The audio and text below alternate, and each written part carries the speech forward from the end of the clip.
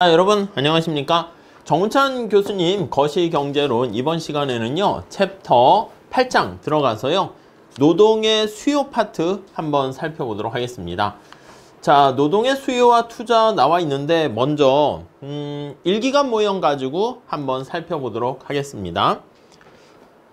자, 1기간 모형 보고요 다음 시간에 2기간 모형 보고 마무리 짓도록 할게요. 자, 교재는 206페이지 한번 보실까요? 자, 첫 번째 줄 보시면 지금까지는 소비, 저축, 노동, 공급 등 그게 이제 소비의 주체인 가계의 의사결정에 대해서 살펴봤는데 자, 지금부터 보는 거는 기업의 어떤 의사결정에 대해서 살펴보려고 합니다. 자, 솔로 성장 모형에서와 같이 기업들은 노동과 자본 생산 요소를 사용해서요 재화나 서비스를 생산합니다. 자, 그래서 기업은 우리가 보통 경작에서 뭐라고 얘기한다고요? 맞아요. 생산의 주체다. 이렇게 얘기를 하게 됩니다. 자, 노동과 자본을 투입을 해요. 요거를 투입을 해가지고 뭔가를 만들어내는 작업을 하죠. 그래서 요거 트랜스포메이션이라 합니다. 보통은 이제 뭐 요거 Q를 만들어내거나 아니면 이제 거시에서는 이 Q를 다 서메이션 한 것을 Y라고 이렇게 쓰게 되죠. 자, 이렇게 변환시키는 생산의 과정을 우리가 기업 이렇게 얘기할 겁니다. 자, 기업은요 궁극적인 목적은 뭡니까 하면요 이러한 변환 과정을 통해서 이윤을 극대화한다라는 거 잘 염두에 두시면 좋겠습니다. 자, 이윤이라는 것은요 총 수입에서 총 비용을 빼는 것인데요. 우선 첫 번째는 개별 기업 입장에서는요 P 곱하기 Q 요거요. Q가 여기서 이제 Y가 되겠죠. 그리고 노동에 대한 대가, 비용, 자본에 대한 대가 요걸 지불한 것을 이윤이다. 이렇게 얘기할 겁니다. 자, 그래서 우리가 계속 얘기하지만 거기 네 번째 줄 보시면 기업의 이윤 극대화 행위로부터 노동의 수요와 투자의 수요를 각각 도출하려고 한다. 그러니까 우리가 기업이 이윤 극대화 과정에서 노동을 얼마나 채용해야 돼? 자본을 얼마나 사용해야 돼? 이게 바로 노동에 대한 수요 그리고 투자 이렇게 보시면 되겠습니다. 자, 우선 1기간 모형 한번 살펴보시면은요 노동과 자본을 통해 가지고 이러한 생산 함수로 이루어지는 거죠. 자, LK 생산 함수 Z는 약간 노동과 자본 이외의 기술적인 수준을 나타낸다 보시면 되겠습니다. 그래서 이 Z라는 것은 총 요소 생산성 이렇게 얘기를 하죠. 그래서 총, 토탈, 팩터, 프로덕티비티 이렇게 해서요. 총 요소, 생산성 이렇게 얘기를 합니다. 자, 그리고 노동과 자본에 대한 투입 이렇게 되어 있어요. 자, F는 우리가 노동과 자본에 대해서 자본과 노동의 한계 생산은 0보다 크지만 한계 생산은 체감한다라는 것을 상정하고요. 그리고 규모에 대한 수익 불변, CRS의 특성을 가지고 있다라고 전제로 하고 얘기를 하겠습니다. 자, 그러면 지금 나와 있는 것처럼 기업의 이윤 함수를 한번 쓰게 되면요. 요게 우리가 화폐 가치로 표현하면 P를 곱할 텐데 그걸 빼버리게 되면 P를 빼고 요 생산 함수고 지금 노동만 사용한다라고 하면 이렇게 쓸 수가 있겠습니다. 이 K라는 것은 우리가 초기의 자본량은 외생적으로 주어져 있어서 상수 취급을 하려고 이렇게 깔끔하게 썼습니다. 오케이? 자, 그렇게 되어 있고요. 다음 페이지 한번 보시면 207페이지 한번 보도록 하겠습니다. 이것도 한번 읽어보세요. 기업이 자본을 직접 소유하고 있기 때문에 결국 가계가 기업의 소유주이기 때문에 가계가 자본을 소유하고 기업에 임대하는 거 그거랑 같게 볼 수 있다라는 거 체크하시면 되겠습니다. 자, 여기서 앞에 이윤 함수를 통해 가지고 최적 노동 수요는 어떻게 나타냅니까 하면요. 요 이윤 함수를요. L로 미분하면 되는 거죠. 그래서 거기 밑에 뭐 각주에도 이렇게 나와 있는데 노동을 한 단위 투입했을 때 요 이윤 함수 제로로 놓게 되면 Z는 여기 보시면 노동에 대한 한계 생산 이렇게 되지 않겠습니까? 그래서 NPL-W 이렇게 쓸 수가 있을 거예요. 그게 나타나는 게 바로 요 식이다라고 정리를 하시면 되겠습니다. 자, 결국 노동의 한계 생산이 우리가 체감한다고 상정을 했기 때문에 노동의 요 한계 생산 곡선을 나타내는 건데 우아양한다 이렇게 얘기를 할 수가 있고요. 자, 그랬을 때 이제 여기 나와 있는 것처럼 W 값이 실질 임금이잖아. 실질 임금이 이렇게 주어져 있게 되면 이렇게 주어져 있는 상태에서 W0라고 할까? 그때 최저 고용량은 어떻게 됩니까? 여기 나와 있는 L0 이렇게 정리를 하시면 되겠고, 만약에 임금이 올라갔다라고 할게요. 이렇게 W1으로. 그러면 기업 입장에서 L0 상황에서는요. 얻게 되는 한계 생산보다는 여기 나와 있는 임금이 훨씬 더 큰 거니까 약간 느낌이 비용 느낌 아니겠습니까? 그래서 최적 고용량은 줄어든다라는 것을 알 수가 있습니다. 이해 가시죠? 뭐 간단한 얘기죠. 자, 그래서 노동의 수요 곡선이라는 것은 바로 뭡니까 하면요. 시장에서 주어진 임금 하에서 최적 고용량이 어떻게 되는가 그걸 나타내는데, 그게 다른 말로 표현하게 되면 노동에 대한 한계 생산, 이 곡선이 바로 노동의 수요 곡선이다 라는 거 알 수가 있습니다.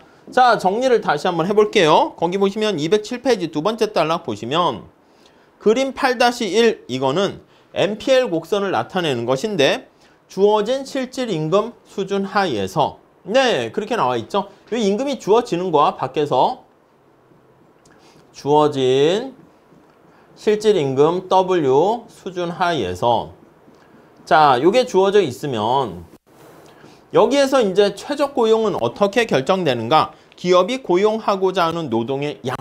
예, 기업이 주체입니다. 기업이 고용하려는 노동의 양. 네, 이걸 연결한 게 L이죠. L을 연결한 곡선. 이게 바로 뭐다? 예, 노동의 수요 곡선. 이렇게 보시면 되겠습니다. 뭐 그 정도 정리를 하시죠. 자, 노동의 수요 곡선이 우아향하는 이유는 밑에 두 번째 줄 나와 있듯이 한계 생산이 체감하기 때문이다. 다른 수요 곡선과 마찬가지로 마지막 째 줄 볼까요? 실질 임금이 올라가게 되면 노동의 수요량은요, 곡선을 따라서 이렇게 감소하게 된다라는 거 알 수가 있겠습니다. 자, 그 정도 정리를 하시면 되겠습니다. 자, 208페이지로 넘어가도록 하겠습니다. 결국 노동의 수요 함수는요, 여기 나와 있는 W에 대해서 마이너스 관계를 가지고 있다는 거 알 수가 있네요. 첫 번째 줄 볼까요? 자, 노동의 수요 곡선이 노동의 한계 생산 곡선과 같다고 말씀드렸습니다.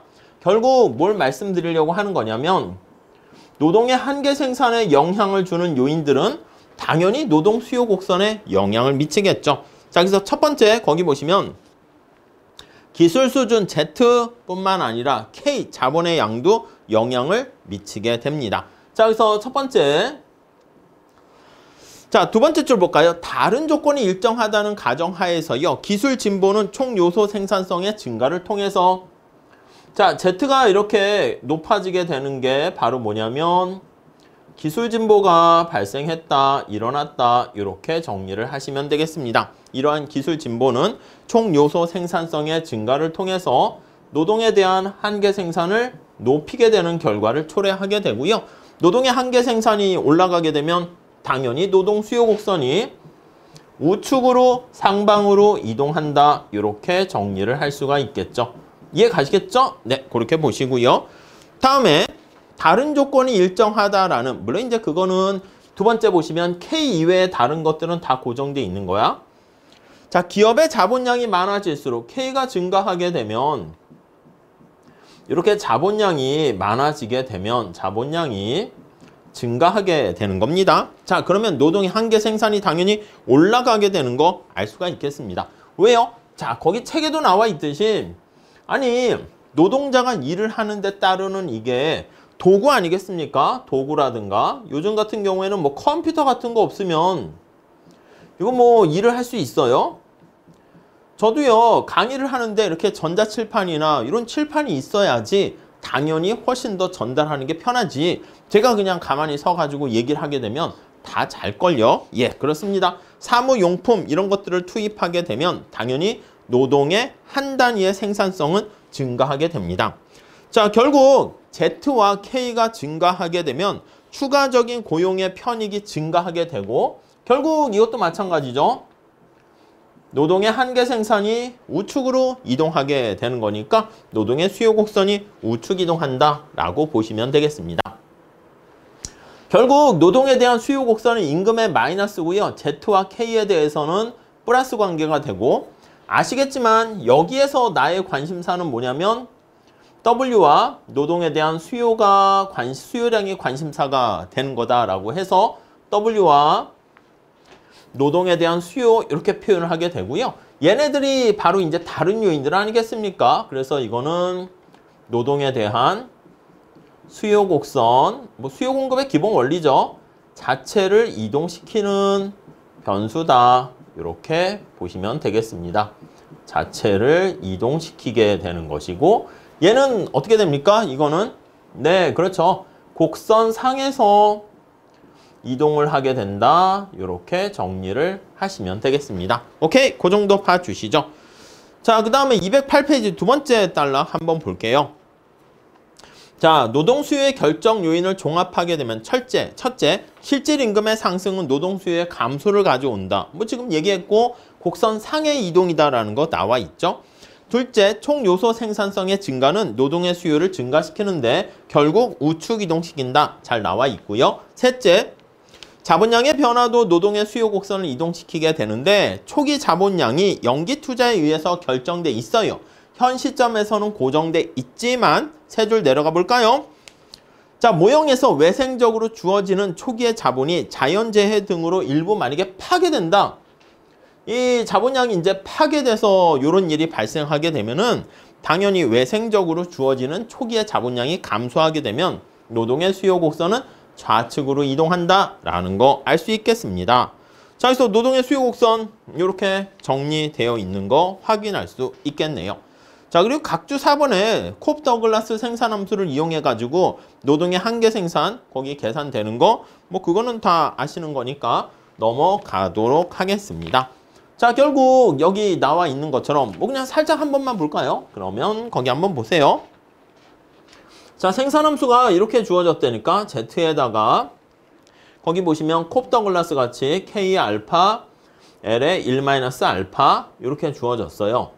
노동에 대한 한계 생산이다 그러면 이거 노동으로 미분하는 거죠. 그렇기 때문에 1-알파가 앞으로 내려오고 Z, K의 알파에다가 L에 여기서 -1 빼주니까 -알파 이렇게 되는 거 알 수가 있습니다. 자, 그럼 마이너스 없으면 밑으로 내려가잖아. 이걸 정리할게요.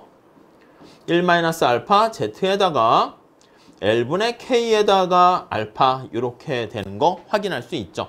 알파가 0보다 크다라고 하면은요. 여기 나와 있는 것처럼 노동이 증가하게 되면 이거 값이 작아지니까 한계 생산이 이렇게 되는 경우 체감하는 콥 더글라스 생산함수라는 거 알 수 있습니다. 그리고 여기 나와 있는 알파와 1-알파를 더하면 이거는 1 규모에 대한 CRS 수익이 보수가 불변인 생산함수를 상정하고 있죠. 그 정도 복습으로 봐주시죠. 자, 그렇게 정리를 하시면 되겠습니다. 이렇게 보시고요. 우리가 209페이지가 보시면 투자와 관련한 얘기가 나와 있고요. 그리고 더 나가서 2기간 모형 다음 시간에 또 살펴보도록 할게요. 자, 정리 잘 해주시고요. 네, 여기서 마치도록 하겠습니다. 감사합니다.